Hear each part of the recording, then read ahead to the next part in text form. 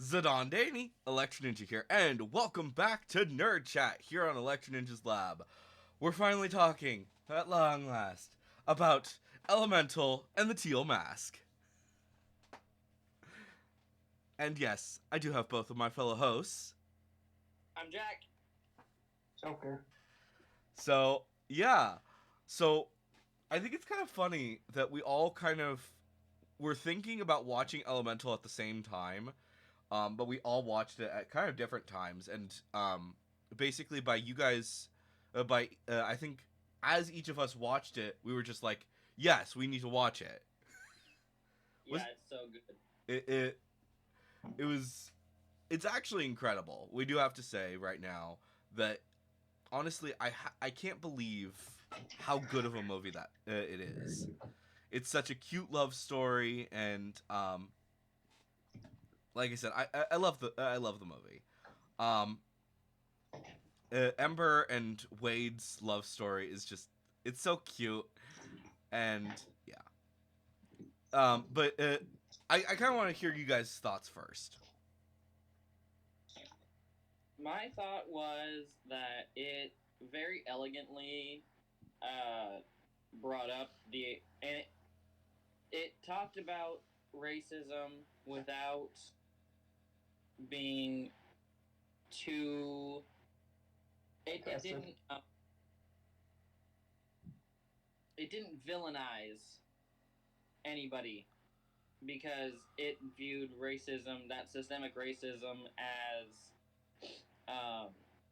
nobody current's fault. Like we didn't start this fire. That's it's just the way it's always been, and so uh, without blaming anyone Yeah, for anything, it covered this idea that yeah, the system is like this, but maybe it doesn't have to be, yeah, and that's really cool. I think. yeah. And I do have to say that they do kind of hint early on that there are actual um element couples. Not very many, but they do exist.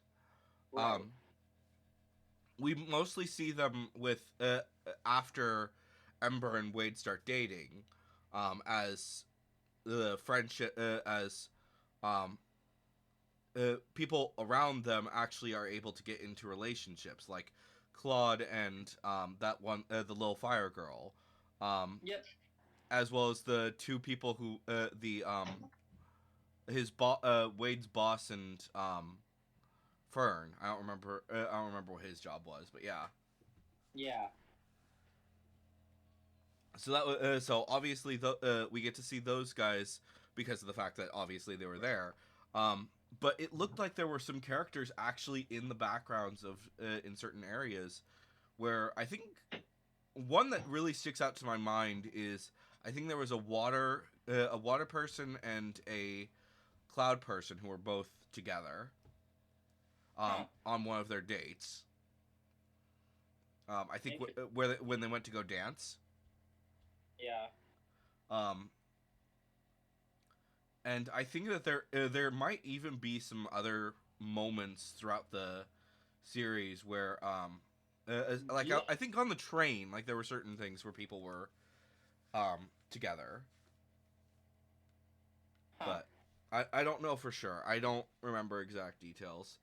Um, Especially not at the early stuff because you really start to connect them later on because it's like oh yeah, people are seeing other people do it, be in inter-elemental relationships, so they decide to so they get together. They decide not to hide it or something. So I don't know. It's kind of interesting. Um, I heard some things about like LGBT representation. Um, There was LGBT representation. It's Wade's sister. yeah, I heard a little bit about that. Is like his Yes, sibling. Wade's sibling. He said, Yeah. "This is my sib. This is their girlfriend." Yeah. okay. Yeah. Okay, I didn't That's hear how that I very the well. last time I watched it.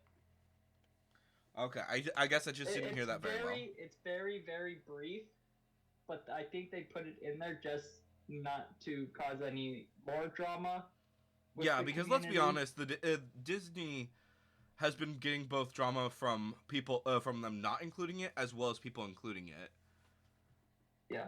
So So I like the fact that it was a uh, straight story, but also had a little bit without pushing it into the story much of adding the LGBTQ community in there. yeah, because I Which know I think- that like obviously we're fine with it, but at the same time it's like certain people really have very big issues about it, so you may not necessarily think about it. But Yeah. so we don't really like I don't really think about it too much, but then other people do. And it's just like, how dare you put this in there? Blah blah blah blah blah. And it's like, because it doesn't fucking matter. I don't know. Yeah, and it's very brief. It's not Yeah. like forcing it on people, which is what movies should be. Yeah, I think especially just with, I think a lot of the big reasons why people were really against it for a long time is because many of the shows that were doing it were having stuff like LGBT representation were often putting things like way more extreme than they really needed to be at the time, such as like frick, what's a good example? I guess probably the like the Arrowverse, like especially with them because they I feel like there was more sex with the gay couples than ever with the straight couples, and it was just like I don't want to see that either way, but at the same time, why are you doing it so much? I don't know. I don't know. I just work here. Fair enough. Yeah. But that's beside the point. We're going on a rant there. But yeah, I heard like a few like more people saying like different things about it, and it's like one thing that I was also hearing a lot is like people saying that the water people were best suited or something, and it's just like that just feels like more racism. That's not mine. Whose is? Brittany's. But yeah. So if you now I gotta ask, if you were an elemental, what would you guys be? I would be a dirt person. Okay. What kind of plants would you have? Just out of curiosity. Just a little bit of grass. Fair enough. So you'd be like Claude. Yeah. Fair enough. I feel kinship with Wade, so I think that I would probably be a water person. What about you, Joker? That's a good question. I don't know. Probably be fire. You think you'd be fire? Okay. I guess I could see that a little bit. Also, I kind of want to talk. So, I think it's really interesting. Even though it does deal with racism in the in Elemental, they don't. I really like that they don't really specifically put anything on any specific actual real world race. That's true. Like, They don't specifically say, "Oh, this represents this race." yeah, It is kind of obvious that in the very beginning they are purposefully touching on the anti-Irish sentiment of the early 20th century. oh, with the fire people being Yes. Okay. But other than that, yeah, it's not really specified. yeah. Like I was noticing And even then, traits. The Irish people, they don't. They may be like their scenario may be based on the anti-Irish sentiment in the early 20th century, but their culture is not entirely based on the Irish. So Yeah. Like it really feels like there's a lot of different cultures that have kind of melded together to make new cultures. yeah, Like if any of the different races was gonna be white people, it was gonna be blue. It was gonna be the water people, but Oh yeah, that was pretty clear. that is the most clear of all of them.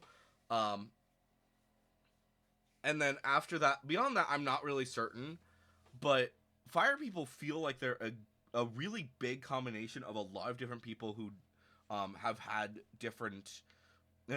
really big problems in the past.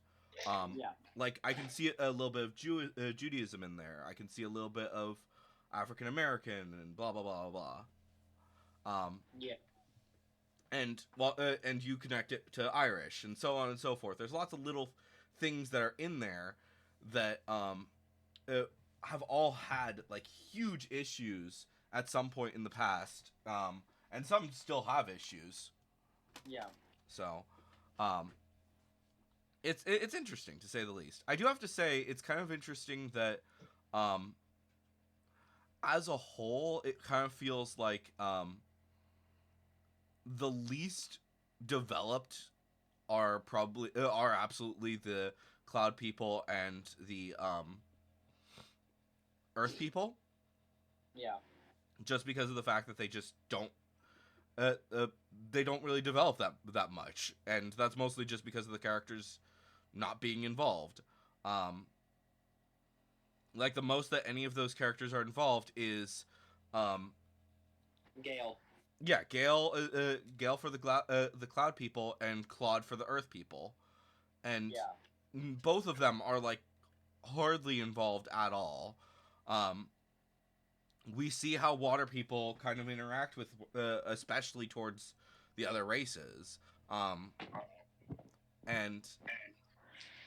we also see like the huge community that has developed in Firetown,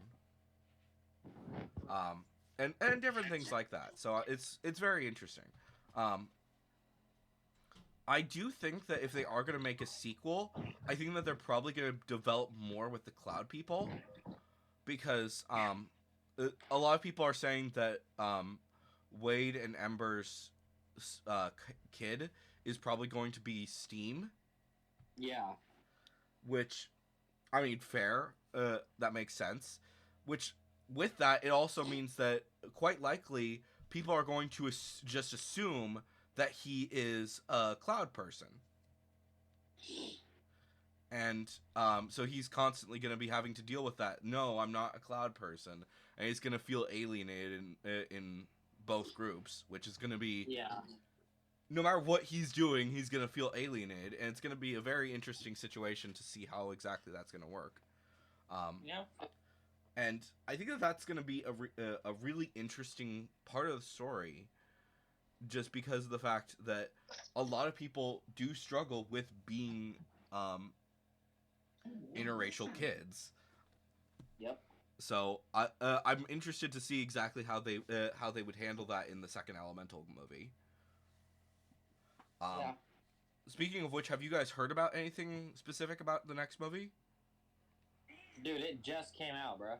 Well, I mean, true, but I have I've heard some rumors that they have actually confirmed that they are working on it, and it is going to be somewhat involving their son or kid. I don't know if they've confirmed if it's a son or a daughter, or if it might just be non-binary. But we'll see. Not important. But anyways, with that out of the way, we probably should at least let people know that obviously we've talked about extensively about Elemental outside of the group, outside of Nerd Chat, and we decided that we were going to give Elemental the first ever Nerd Chat approved badge. We're not certain exactly how this is going to turn out. However, I am thinking of doing something eventually with a website that's going to be for Electric Ninja's Lab, and one of the things that's going to be in there is going to be Nerd Chat approved books, movies, video games, and shows. Which basically, if it's a Nerd Chat approved thing, all three of us really enjoy it, whatever it is. Now, obviously, there are certain things that already do exist that are going to be like this, but Elemental was the series that really made us all kind of agree that this should be a thing. Yes. So yeah.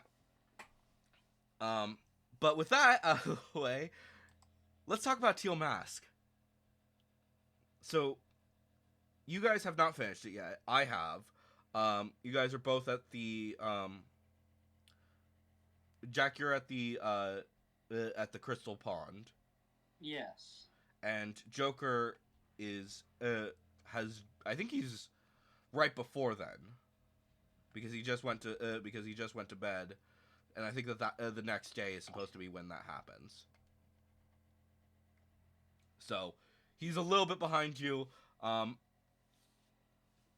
and yeah, I think that so one big thing is that you guys are maybe about halfway through the story.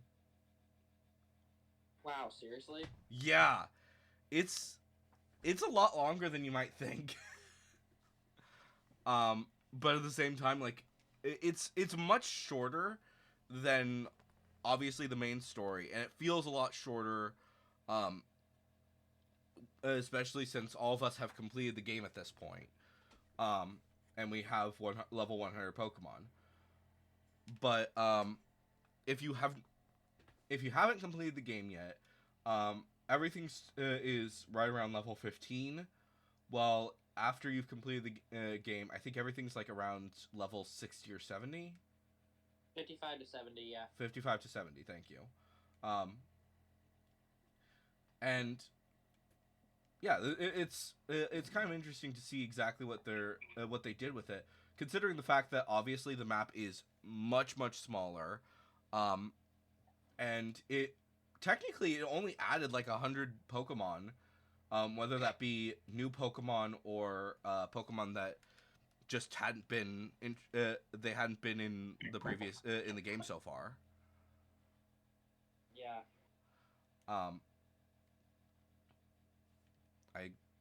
But yeah. Oh, fudge. But I have to ask, what would you say is your favorite Pokemon that was added in the Teal Mask? Whether it be an old Pokemon that came in, or a new Pokemon that you just got to see again.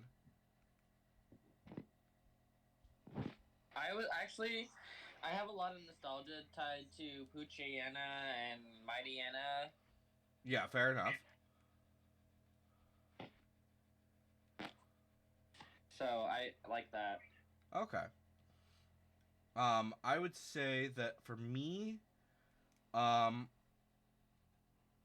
really love Ursaluna. The new Ursaluna is just so much fun. I immediately added him to my team. And also, I really enjoy that you can technically do the Ursaluna quest whenever you want to. I know that you guys haven't done it yet, but basically all you have to do in order to do the Ursaluna quest line is just go around and make sure that you get an extra 50 Pokemon. As long as you've completed the Pokedex in Paldea. But even then, as long as you've gotten all 100 of the Pokemon that were already in that were in Kitakami that are also in Paldea, then you're good, and you can get up to 150. And then once you've done that, you can just talk to Perrin, and she'll take you on that quest line. I'm not going to go into too much detail with that, because I know that neither of you guys have finished that yet. But I do have to say that I absolutely love that story. It is a very, like I said, very small story, but it's so much fun to go around with it, with her, getting pictures of a whole bunch of Pokemon. There is a little bit of a Snap situation, where you basically go around in the forest, and you try and get as many, you get as good pictures as you can, while within the Timeless Woods. You can't get too close, and that's pretty much it. It's considerably less interesting than Pokemon Snap, because they just didn't set it up that way. But I do have a theory that they will probably be having Perrin be somewhat involved in the next Pokemon Snap. And they probably will be doing a Pokemon Snap soon. Like a sequel or something. Just because of the fact that people... I think people really like her character. So I don't know exactly how much they're going to do.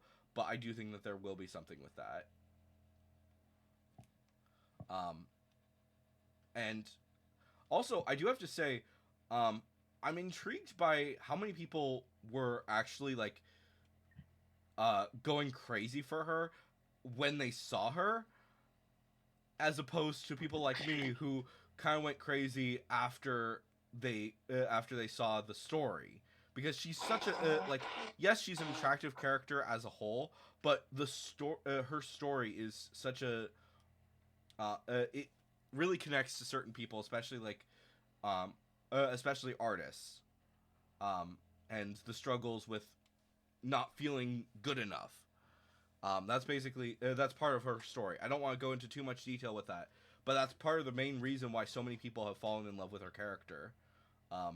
Obviously, yeah, there's the horny people, but as a whole, I think that it's more people care more about her character than what she looks like.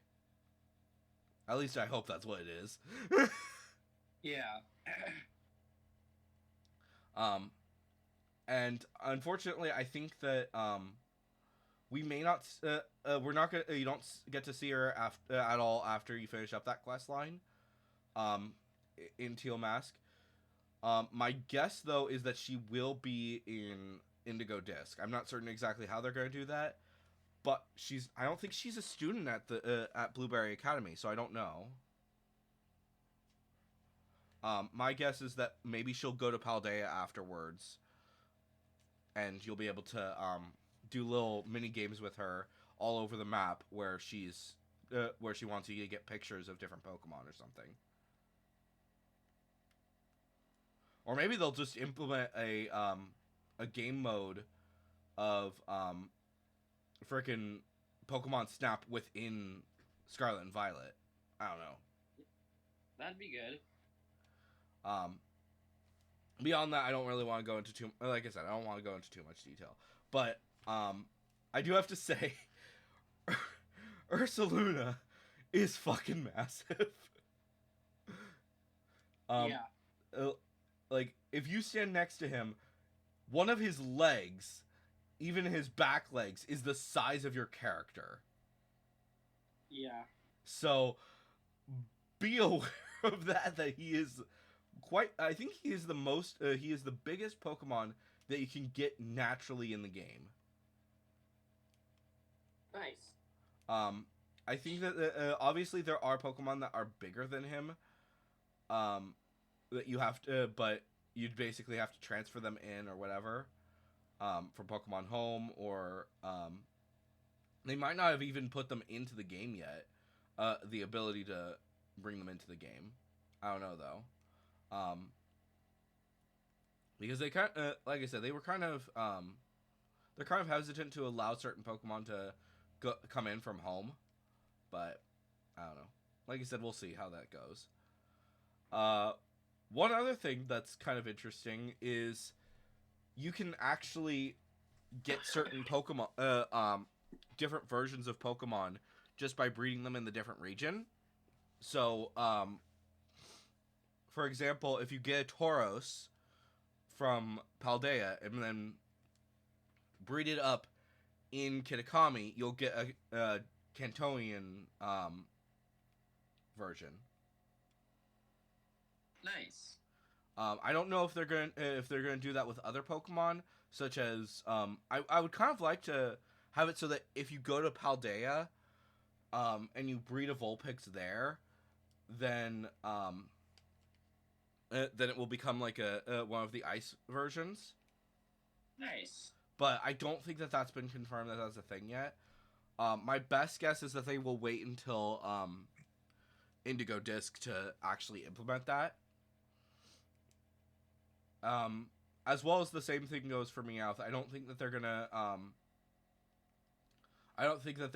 have Galarian or Alolan in either of where you breed them up, and they'll be one of those two in Kitakami, because I think that Meowth can actually be found in Kitakami, regular Meowth. Yeah. So, unfortunate, but at the same time, it's like it makes sense. One thing that I think that they should do, if they are going to continue to have different versions of Pokemon, different regions of different Pokemon from different regions, or same Pokemon, different regions, they should give us items that allow you to make sure that it's going to be that specific Pokemon. Like, for example, Alolan Meowth, they specifically say in the Pokedex that it was pampered. So maybe if you give your regular Meowth something that is like a pampering item, A luxury ball. I don't think that if you put it into a luxury ball, it will breed to make. Well, maybe they might do that but at the same time, I don't think that they're gonna do anything with the Pokeballs. I'm thinking it would be more like you give an item to the specific Pokemon. So maybe it's like, I don't know, maybe you give it like a fancy scarf or something, and Meowth will then evolve to be, not evolve. When you breed it, it will become Alolan Meowth. If you give it something nice and tough, then it will evolve into, or when you breed it, it will give you Galarian Meowth, and so on and so forth, and different things like that. I think that it would be very challenging because of the fact that obviously different Pokemon are more different Pokemon have different things that the reasons why they evolved that way, such as obviously Vulpix evolved to become more ice type in the cold regions. Same thing goes for Sandshrew. So perhaps those would be something different. Like I said, I don't know.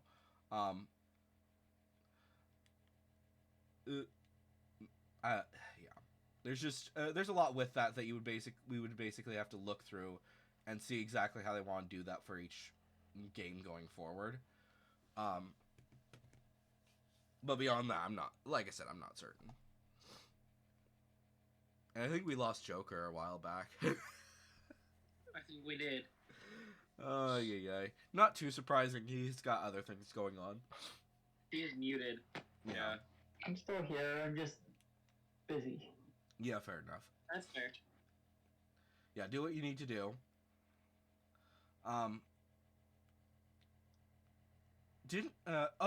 We might as well talk about Ender's Game.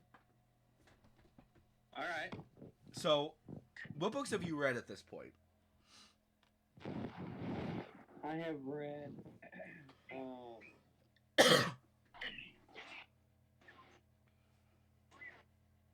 everything except the last 2 books of the Bean Cycle and the last 2 books that just came out. And what would those be? Was that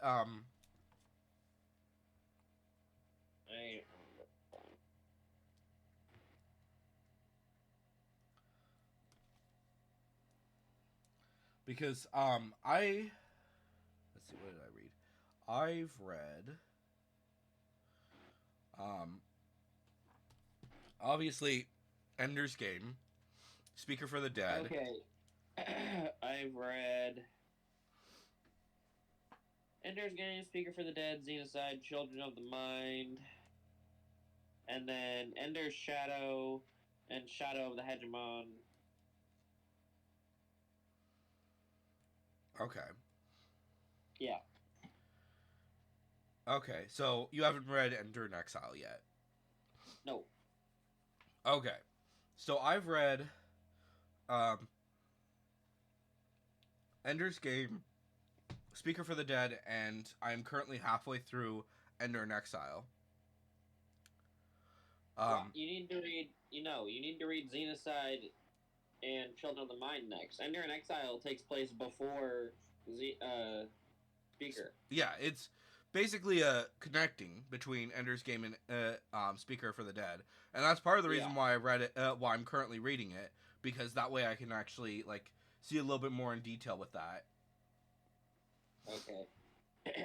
But one thing that I think is kind of interesting is that they're not calling them buggers. They're Buggers, calling them they're by named- their by whatever their I'm forgetting what it is right now, but they are calling. Yeah, they're calling them by Formix, and it's like, what the fuck? Like they were always called buggers at that point.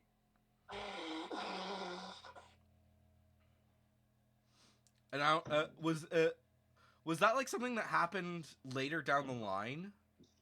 Yeah. Like it was like the queen, the new queen, like revealed their name to Ender or something. Is that what I have happened? no idea. Okay. I don't think.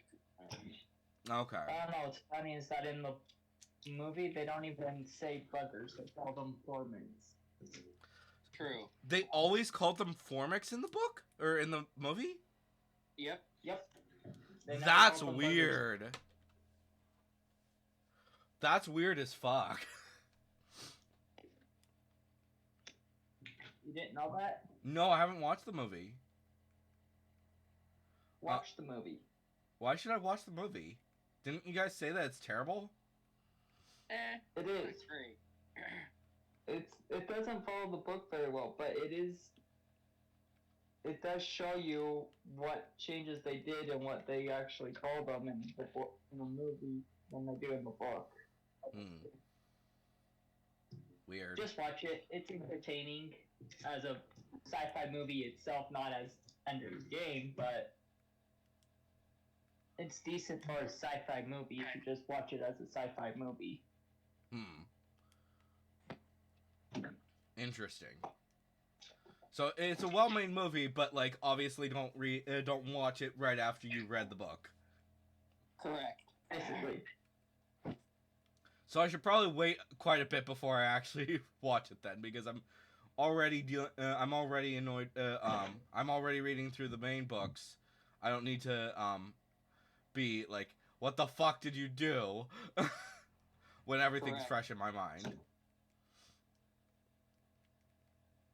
Okay. So yeah, I'll get around to it. I think right now my plan is to finish up Enter in Exile, and then I'm gonna read the new Percy Jackson book because that's coming out on Tuesday. And I'm just gonna sit down and read that. And then after I've finished up with that, then I'm gonna continue to work on the rest of the Ender series. Good. And I will finish that before long. It's just gonna take me a little bit of time.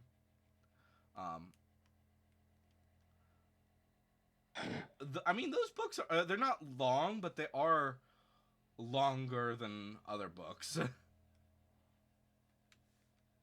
So, like specifically like the Percy Jackson or the Skandar books or Fireborn or the other books I've been reading lately.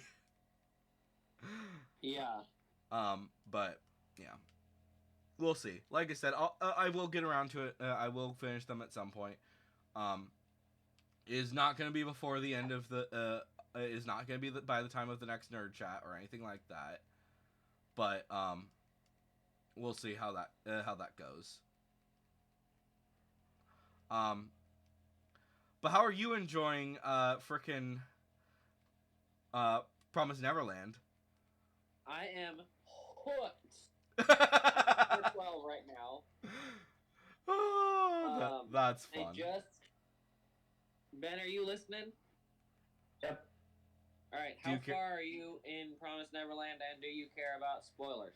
He's not gonna care about spoilers. It's a horror manga. No, I've only watched like the first episode, so I really don't care. I might watch it eventually, but Okay, cool. So they just got out of Goldie Pond, or they didn't get out, I guess. They they defeated the demons at Goldie Pond. Okay, so you're at Goldie Pond. Yes. So I need to know your thoughts on Goldie Pond because that's the favorite arc for everyone. That was wild. So one of the things that I really appreciate about this series is that I have never once in the entire time I have been reading since volume 1 through volume 11, I have never once known what is going to come next. It has always been shocking. Yeah. The only difference, I guess, was that like volumes 1 through 3 are really pretty much about the exact same thing, and I was kind of bored for a while there. Yeah. And then they finally started to do something, and I was like, great. And then Norman, and I was like, fuck. However, I did find out where Norman went, so that's great. Now I know he's not dead. Yeah. That's the big thing about that about finding out that he's alive, because you don't actually get to see him reunite with anyone for quite a while. Oh, that's tragic. I only have like 1, 2, 3, 4, 5, 6, 7, 10 books left. It's like the second to last volume, I think. It's whichever one has the owl over the face. That's the one that he comes back. Oh my god. Yeah. It takes a while. It takes a long fucking while to get back to him. But I mean, it's worth it. Owl over the face? The owl over the face is number 14, bro. Oh, is it? I thought it was. I thought it was way later. Okay. Nope. I guess those final few arcs just took longer than I thought they did.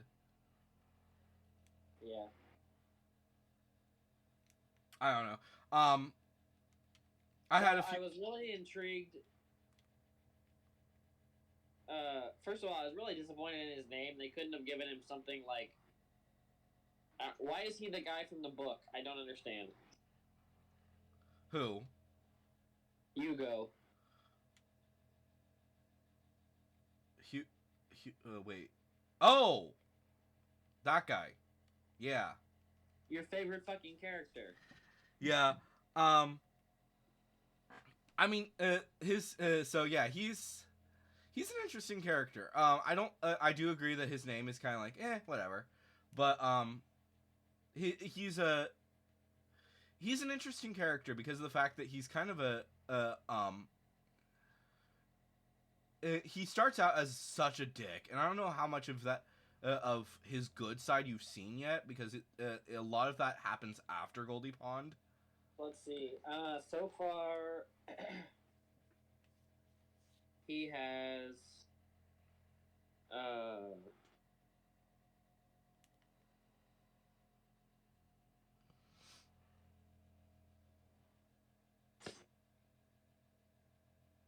so far.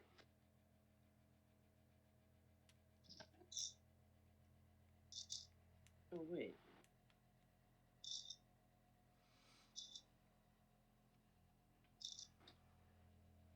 Like, obviously he's helped them get to places. Well, he also has he came to Goldie Pond, he and Ray, and helped. Yeah. Yeah. So he's starting to do more good stuff. But I think like the most good stuff kind of happened when he and his friend kind of reunite, is where that yeah. Once they reunite, he starts to actually be like way more involved. Unfortunately, yeah, that was volume 11. You can see they reunite, and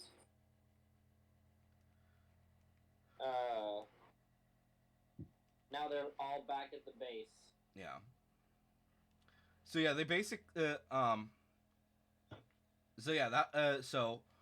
they do a lot of really cool stuff with that. I'm kind of mad because like Goldie Pond is completely skipped in the anime. Is it really? That's so dumb. Yeah, that's one of the main reasons why people vehemently despise the second season, and people continue to say there is no second season. And he is not involved at all. Basically, what happens in a few chapter, or it might be at the end of the volume. I don't remember. It's not much more. There's not much more before he actually before what happens at the bunker happens. So yeah, basically, yeah, he starts to get a lot better at that point, but also like shit hits the fan. Oh dear. So yeah, you'll see how that goes when you get to it. I don't want to spoil it because it's really interesting. But also, one thing that you're going to be really intrigued by as you continue through the book or through the series, go back through at some point, and you're just going to be like, "Oh my gosh, there were so many freaking pieces that were laid out for us." Huh. Or not necessarily laid out, but at least they were hinting at they used Chekhov's gun so fucking well. Huh.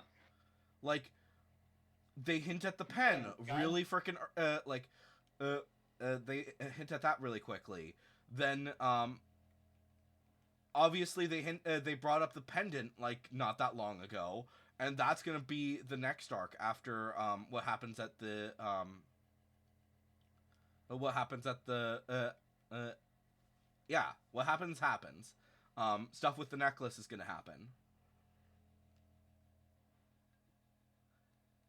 Wow. That Mujika gave her. Yeah. So look forward to that. That's fucking terrifying. Because the end of volume 11,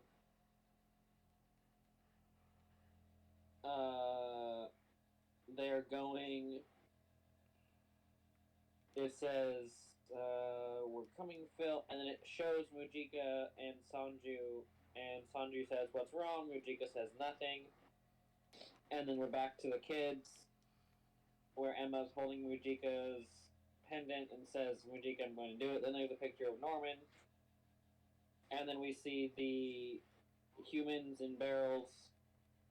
We found Lord Bayon. His subordinates couldn't find him. Where was it? Buried deep underground in a vault. We haven't seen him. Found a single corpse of the children.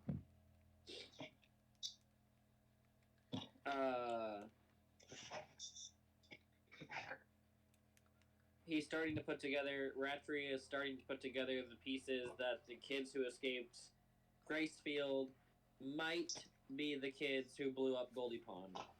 Yeah. Okay. So yeah, I think it's the next chapter is when not the next chapter. The next volume is when shit hits the fan. Great. So have fun with that.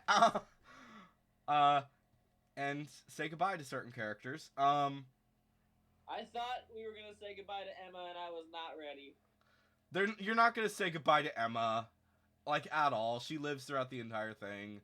Okay, so I have a question for you. Who do you think was gonna be my character and my favorite character, and why did you say he died?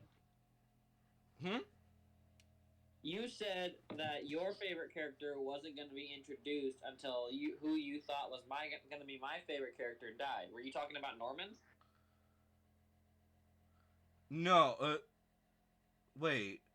Did I? I thought I said it was the other way around. Your character doesn't get introduced until my favorite character dies. Oh, so Yugo dies. Yes, he dies dies a very sad death. Oh, that sucks. Yeah. And then my favorite character gets introduced? When Norman meets the group, yes.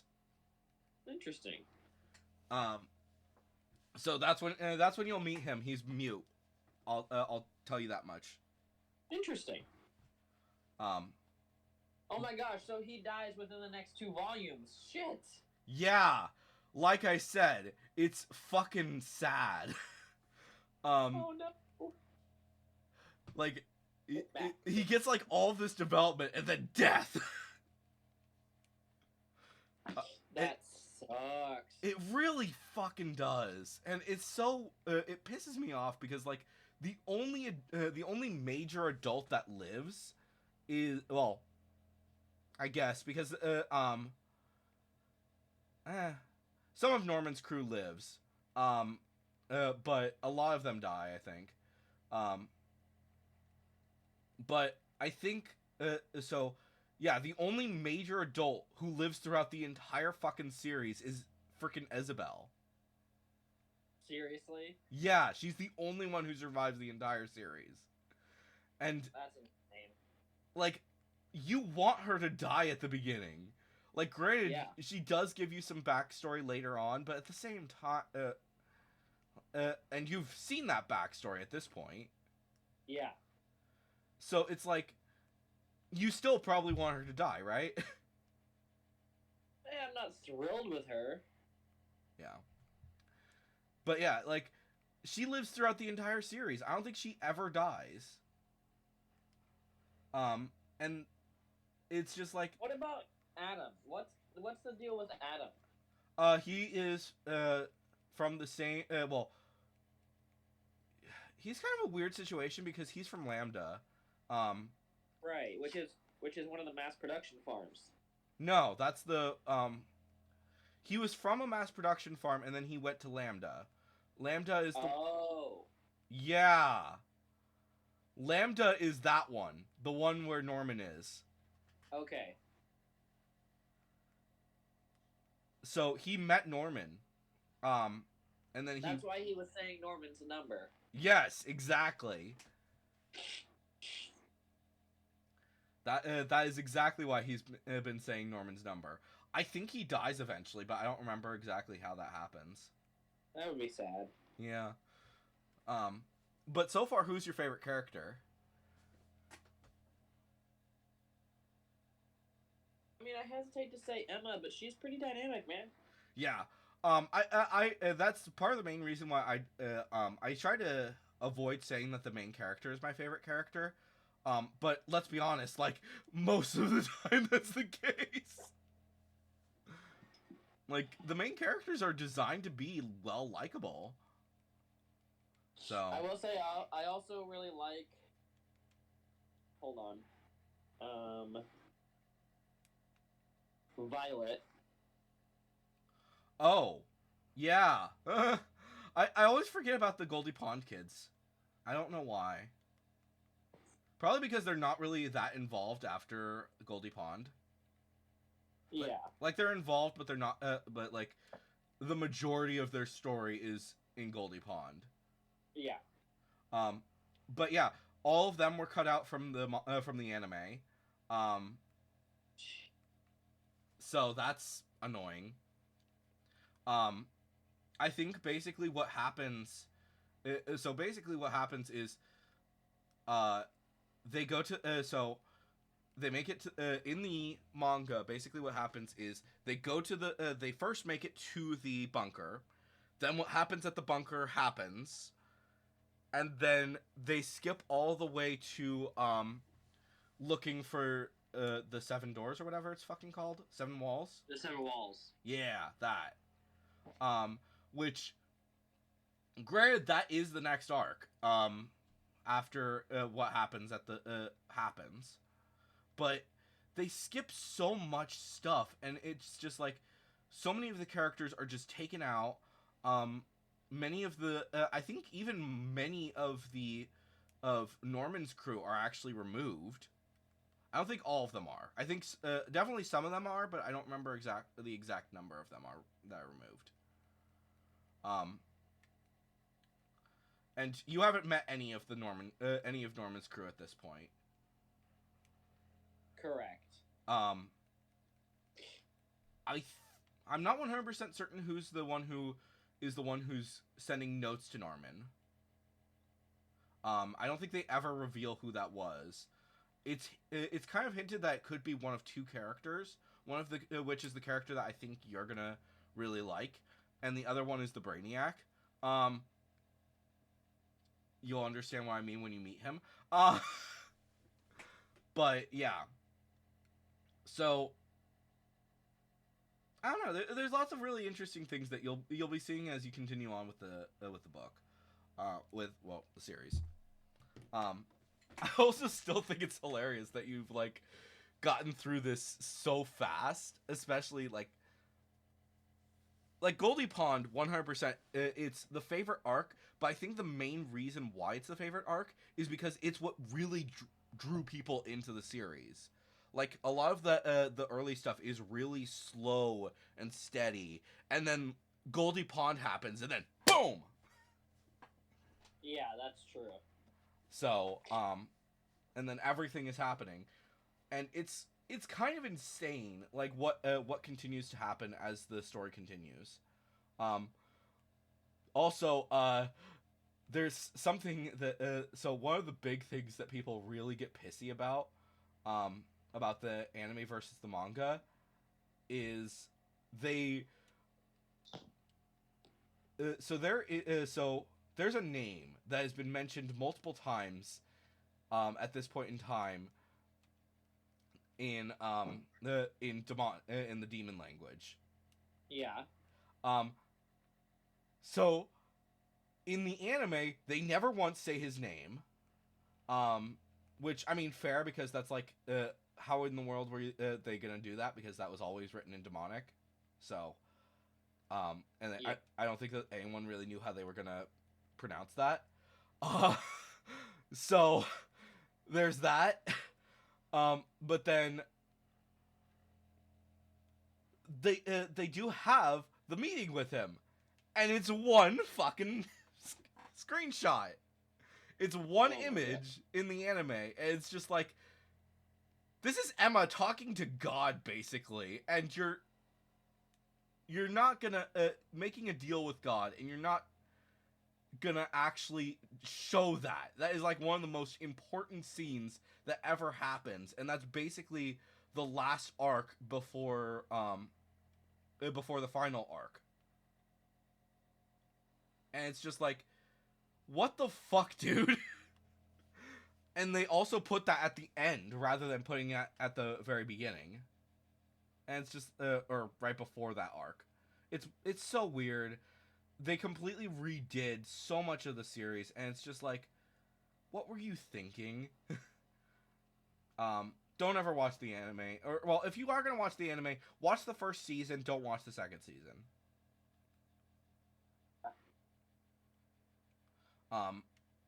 People are currently hoping that they will, that the creator will get a chance to redo it, to redeem themselves and, make an actual second season.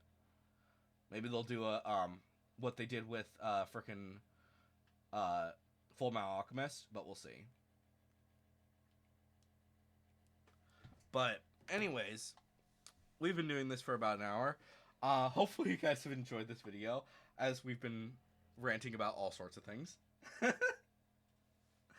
And we will see. Mostly you ranting about stuff. Mostly, but at the same time, it's like, that's kind of how it goes. But anyways, guys, I've been Electro Ninja, he's been Jack, he's been Joker, and we will see you guys next time. But on